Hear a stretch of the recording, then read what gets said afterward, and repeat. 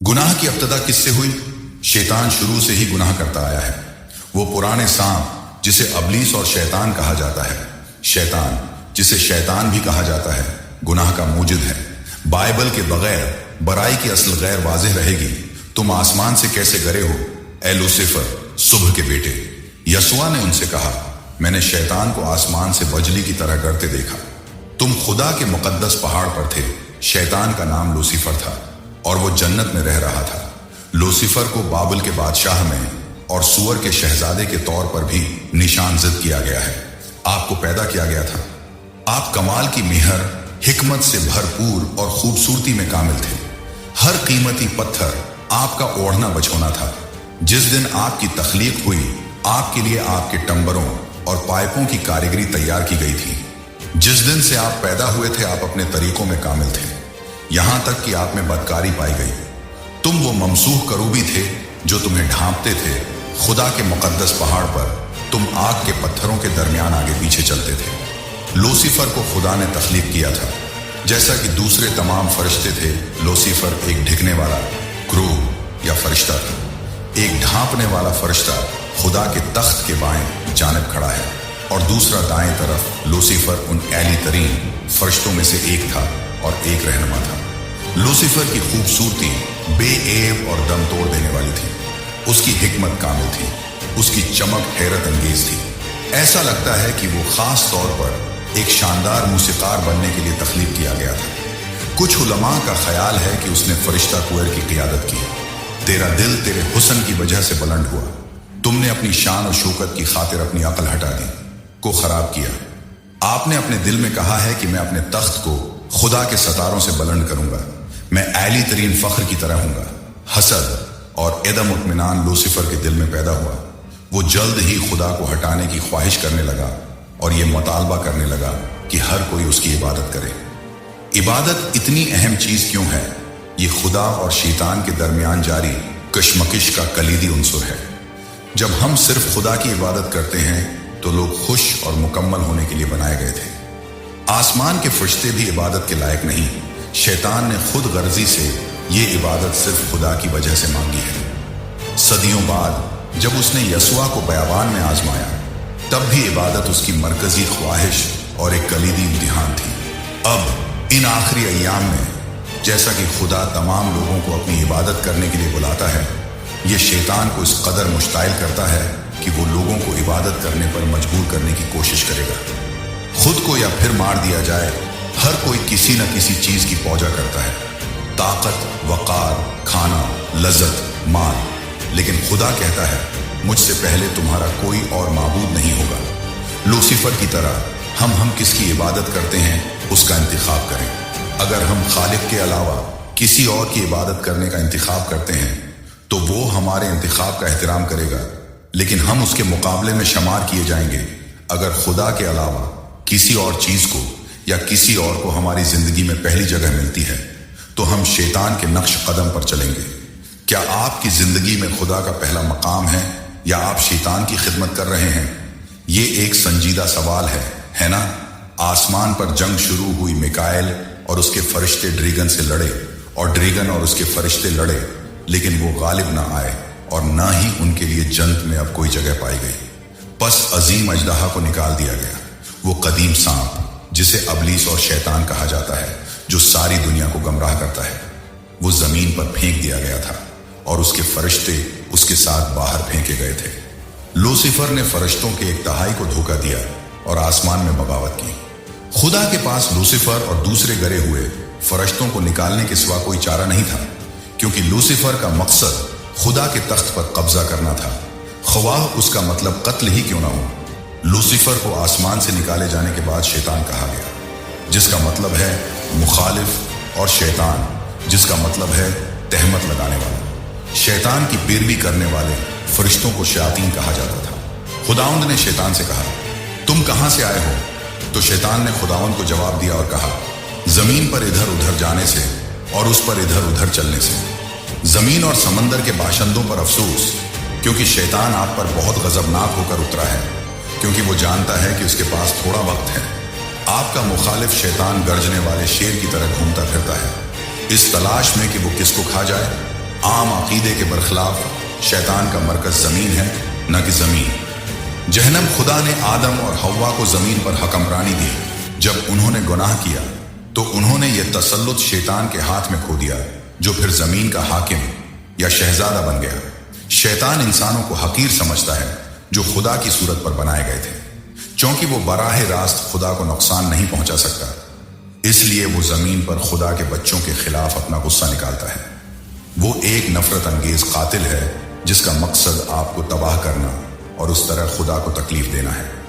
نیکی اور بدی کی پہچان کے درخت کا پھل نہ کھاؤ، کیونکہ جس دن تم اس میں سے کھاؤ گے تم ضرور مر جاؤ گے۔ آدم اور حوا کو کہا گیا تھا کہ نیکی اور بدی کی پہچان کے درخت کا پھل نہ کھاؤ۔ اس درخت کا پھل کھانے کی سزا موت تھی۔ یاد رہے کہ خدا نے آدم اور حوا کو اپنے ہاتھوں سے پیدا کیا اور انہیں ایک خوبصورت باغ میں رکھا، جہاں وہ صرف ایک درخت کے علاوہ ہر قسم کے پھل کھانے سے لطف اندوز ہو سکتے تھے۔ یہ ان کو ایک منصفانہ انتخاب دینے کا خدا کا مہربان طریقہ تھا۔ خدا پر بھروسہ کرنے اور ممنوع درخت نہ کھانے سے وہ ہمیشہ جنت میں رہیں گے۔ شیطان کو سننے کا انتخاب کرنے سے انہوں نے تمام زندگی کے ماخذ خدا اور قدرتی طور پر موت کا تجربہ کرنے سے بھاگنے کا انتخاب کیا۔ سانپ میدان کے کسی بھی جانور سے زیادہ چالاک تھا جسے خدا نے بنایا تھا، اور اس نے اس عورت سے کہا، کیا خدا نے سچ کہا ہے کہ تم باغ کے ہر درخت کا پھل نہ کھاؤ؟ تب سانپ نے اس عورت سے کہا، تو یقیناً نہیں مرے گی، کیونکہ خدا جانتا ہے کہ جس دن تم اسے کھاؤ گے تمہاری آنکھیں کھل جائیں گی اور تم اچھے اور برے کو جاننے والے خدا کی طرح ہو جاؤ گے۔ شیطان نے ایک سانپ کا استعمال کیا جو خدا نے بنایا تھا، سب سے زیادہ عقل مند اور خوبصورت جانوروں میں سے ایک حوا کو دھوکہ دینے کے لیے۔ سانپ کہ اصل میں پر تھے اور اڑ گئے، یاد رکھیں، یہ رینگتا نہیں جب تک کہ خدا نے اس پر لعنت نہ کی۔ شیطان کے جھوٹ یہ تھے، 1 آپ نہیں مریں گے، اور 2 پھل کھانے سے آپ عقل مند ہو جائیں گے۔ شیطان جس نے حوا سے کہے گئے جھوٹ کے ساتھ مخلوط سچ جھوٹ ایجاد کیا۔ جھوٹ جس میں کچھ سچ بھی شامل ہے سب سے زیادہ مؤثر فریب ہے۔ یہ سچ تھا کہ وہ ہیں، گناہ کرنے کے بعد برائی کو جانیں گے۔ محبت میں خدا نے ان سے برائی کا علم روک دیا تھا، جس میں درد دل، غم، تکلیف، درد اور موت شامل ہے۔ شیطان نے برائی کے علم کو دلکش ظاہر کیا، خدا کے کردار کو غلط طریقے سے پیش کرنے کے لیے جھوٹ بولا، کیونکہ وہ جانتا ہے کہ اگر لوگ اس کے کردار کو غلط سمجھتے ہیں تو اس سے محبت کرنے والے خدا سے منہ موڑ لیں گے۔ جو نیکی کرنا جانتا ہے اور نہیں کرتا اس کے لیے گناہ ہے۔ جو کوئی گناہ کرتا ہے وہ لاقانونیت بھی کرتا ہے، اور گناہ لاقانونیت ہے۔ تب خدا نے کہا، دیکھو وہ آدمی ہم میں سے ایک جیسا ہو گیا ہے کہ اچھے اور برے کی پہچان کرے، اور اب ایسا نہ ہو کہ وہ اپنا ہاتھ بڑھا کر زندگی کے درخت سے بھی لے لے اور کھائے اور ہمیشہ زندہ رہے۔ اس نے آدمی کو باہر نکال دیا، اور اس نے باغ عدن کے مشرق میں کروبی فرشتوں کو رکھا، اور ایک بھڑکتی ہوئی تلوار جو ہر طرف موڑتی تھی۔ زندگی کے درخت کے راستے کی حفاظت کے لیے ممنوع پھل کھانا ایک گناہ تھا، کیونکہ یہ خدا کی چند ضروریات میں سے ایک کو مسترد کرنا تھا۔ یہ خدا کے قانون اور اس کے ہدایات کے خلاف تھا، اختیار کے خلاف کھلی بغاوت تھی۔ خدا کے حکم کو مسترد کرتے ہوئے آدم اور حوا نے شیطان کی پیروی کرنے کا انتخاب کیا، اور اس وجہ سے اپنے اور خدا کے درمیان علیحدگی پیدا کر دی۔ شیطان کو امید تھی کہ یہ جوڑے اپنے گناہ کے بعد زندگی کے درخت سے کھانا کھاتے رہیں گے اور اس طرح ہمیشہ کے لیے گنہگار بن جائیں گے، لیکن خدا نے انہیں اس ہمیشہ کے لیے گنہگار بن جائیں گے لیکن خدا نے انہیں اس ہم سے ہٹا دیا۔ اس کو روکنے کے لیے لوگوں کو نقصان پہنچانے، فریب دینے، حوصلہ شکنی کرنے اور تباہ کرنے کے شیطان کے طریقوں کے بارے میں بائبل کیا ظاہر کرتی ہے؟ بائبل ظاہر کرتی ہے کہ شیطان ہے لوگوں کو دھوکہ دینے اور تباہ کرنے کے لیے ہر قابل فہم طریقہ استعمال کرتا ہے۔ اس کی بدروہیں نیک لوگوں کے طور پر ظاہر کر سکتی ہیں، اور شیطان ایک دن آسمان ہوگا سے آگ کو نیچے بلانے کی طاقت کے ساتھ روشنی کے ایک شاندار فرشتے کے طور پر ظاہر ہوگا۔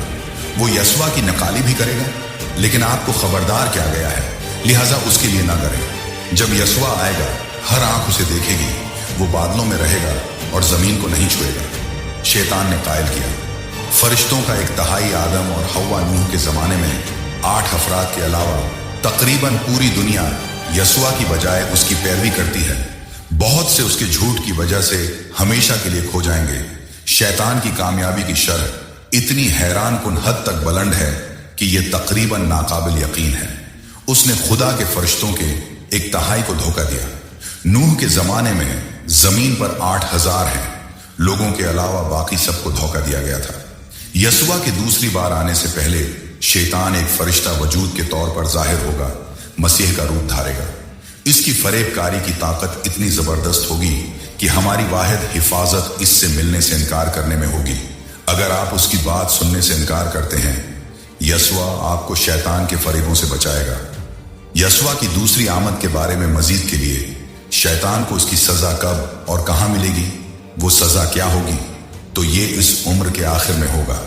इब्ने आदम अपने फरिश्तों को भेजेगा और वो उसकी बादशाही से उन तमाम चीजों को जमा करेंगे जो ठेस पहुंचाते हैं और उनको जो लाकानूनियत करते हैं और उन्हें आग की भट्टी में डाल देंगे। उस शैतान को जिसने उन्हें गमराह किया था झील में डाला गया था। आग और गुंधक के तुम मलाउन मुझसे दूर हो जाओ। इस अब्दी आग में जो अबलीस और उसके फरिश्तों के लिए तैयार की गई है, मैं तुम्हारे दरमियान से आग लाया हूं। उसने तुझे खा लिया और मैंने तुझे जमीन पर राख कर दिया उन सब की नजर में जिन्होंने तुझे देखा। शैतान को दुनिया के आखिर में उसी जमीन पर गुनाह को तबाह करने वाली आग में डाला जाएगा। खुदा शैतान के साथ उसके गुनाह के लिए दूसरों को गुनाह करने के लिए उकसाने और उन लोगों को तकलीफ पहुंचाने और तबाह करने के लिए जो खुदा से प्यार करता है। जब शैतान उसकी अपनी मखलूक को इस आग में डाला जाएगा तो खुदा को क्या महसूस होता है, उसको मुनासिब तौर पर बयान करना मुमकिन नहीं है। ये न सिर्फ आग में डाले जाने वालों के लिए बल्कि उसके लिए भी कितना तकलीफ दे होगा जिसने उन्हें मोहब्बत से पैदा किया है। खुदावंद फरमाता है कि मैं अपनी जिंदगी की कसम, हर घटने मेरे आगे झुकेगा और हर जबान खुदा का इकरार करेगी। मुसीबत दूसरी बार नहीं उठेगी। दो अहम वाकयात गुनाह के मसले को हल करेंगे। सबसे पहले आसमान और जमीन पर मौजूद तमाम मखलूकात बशमूल शैतान और उसके शयातीन अपनी आजादाना पसंद से खुदा के सामने घटने टेकेंगे और खुले दिल से इकरार करेंगे कि वो सच्चा, मुनसिफाना और रास्तबाज है। कोई सवाल जवाब तलब नहीं रहेगा। तमाम गनहगार तस्लीम करेंगे कि वो खुदा की मोहब्बत और नजात को कबूल है, करने से इनकार की वजह से खो गए हैं। वो सब इकरार करेंगे कि वो अब्दी मौत के मुस्तहक हैं। दूसरा, गुनाह को कायनात से उन तमाम लोगों की मुस्तकिल तबाही से पाक कर दिया जाएगा जो उसे मुंतखब करते हैं, शैतान, शयातीन और वो लोग जो उनकी पैरवी करते हैं। खुदा का कलाम इस बात पर वाज़ेह है, उसकी मखलूक या उसके लोगों को नुकसान होगा, पहुंचाने के लिए गुनाह दोबारा कभी पैदा नहीं होगा। इसी मकसद के लिए खुदा का बेटा जाहिर हुआ ताकि शैतान के कामों को तबाह कर दे। फिर जिस तरह बच्चों ने गोशत और खून में हिस्सा लिया, उसने खुद भी उसमें हिस्सा लिया ताकि मौत के जरिए उसको हलाक कर दे जिसके पास मौत की ताकत थी। यानी शैतान को अपनी जिंदगी, मौत और जी उठने के जरिए यसुआ ने गुनाह के खात्मे को यकीनी बनाया। बाप खुद आपसे मोहब्बत करता है। खुदा बाप लोगों से इतना ही प्यार करता है जितना यसुआ करता है। यसुआ का जिंदगी में कलीदी मकसद अपने बाप के किरदार को जाहिर करना था ताकि लोग जान सकें कि बाप वाकई कितना प्यार करने वाला, गर्मजोशी और ख्याल रखने वाला है। शैतान बाप के बारे में गलत बयानी करता है। शैतान खुदा को बेएहसास, अलग थलग, सख्त और नाकाबिल रसाई के तौर पर पेश करता है। शैतान यहां तक कि अपने ही बदसूत, तबाह कुन तशद्दुद है को खुदा के ऐमाल के तौर पर लेबल करता है। यसुआ अपने बाप के नाम से इस बहतान को मिटाने और यह जाहिर करने के लिए आया था कि आसमानी बाप हमसे उससे भी ज्यादा है, प्यार करता है जितना कि एक माँ अपने बच्चे से प्यार करती है। यसुआ का पसंदीदा मौजू खुदा का सब्र, नरमी और बेपनाह रहम था। बाप मुश्किल से इंतजार कर सकता है। आपको खुश करने के वाहिद मकसद के लिए हमारे आसमानी बाप ने आपके लिए एक शानदार अब्दी घर तैयार किया है। यहाँ जमीन पर आपके जंगली ख्वाबों का कोई मुकाबला नहीं है जिसका वो आपका इंतजार कर रहा है। वो आपके इस्तकबाल के लिए मुश्किल से इंतजार कर सकता है।